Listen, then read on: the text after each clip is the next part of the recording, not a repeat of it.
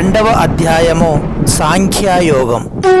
కథం భీష్మమహం సంఖ్యే ద్రోణం చ మధుసూదన ఇషుభిః ప్రతియోత్స్యామి పూజార్హావరిశోధన.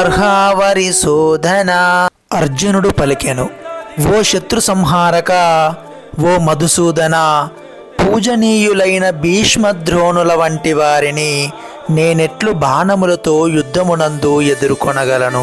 పితామహుడైన భీష్ముడును గురువైన ద్రోణుడును ఎల్లప్పుడూ పూజింపదగినవారు. వారొకవేళ దాడి చేసినను వారిని ఎదుర్కొనరాదు. పెద్దలతో వాగ్వాదమునకు దిగరాదనుట సాధారణ మర్యాద. కొన్ని మార్లు వారు కఠినముగా ప్రవర్తించినను వారి పట్ల కఠినముగా వర్తింపరాదు. అయినచో అట్టి వారిని ఎదుర్కొనుట అర్జునునికి ఎట్లు సాధ్యమగును? శ్రీకృష్ణుడు ఆ విధముగా ఏనాడైనను తన తాతయ్య అయినట్టి ఉగ్రాసేనుని గాని గురువైన సాందీపని మునిని గాని ఎదుర్కొనునా? ఈ విధమైన వాదములను కొన్నింటిని అర్జునుడు శ్రీకృష్ణుని ముందుంచెను.